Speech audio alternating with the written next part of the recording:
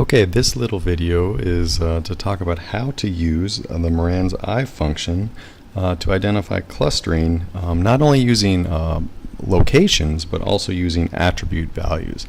And so for the example we're going to be looking at, this is 911 call data. That's what these orange points are for a town. And you could imagine someone might be interested in looking at the density of these calls on a city block basis. And understanding at what distance do these densities cluster. So we're going to be trying to work through that, and the first thing we're going to want to do is convert this point data into some kind of a density. And we could, if we think about a city block, it's a 500 feet city block, and so we could use our fishnet tool, and I've already done this, to create a 500-foot grid.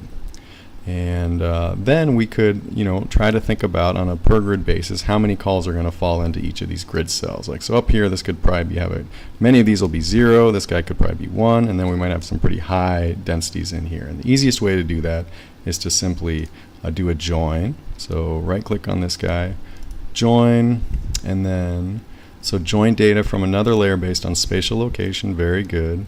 We're going to have our 911 calls in here. We're going to do a sum because we want to sort of add up how many calls are in each cell. And then we're going to have our output. And then you would hit OK at this point. I've already run this, so I'm just going to say cancel. And the output we get is this guy.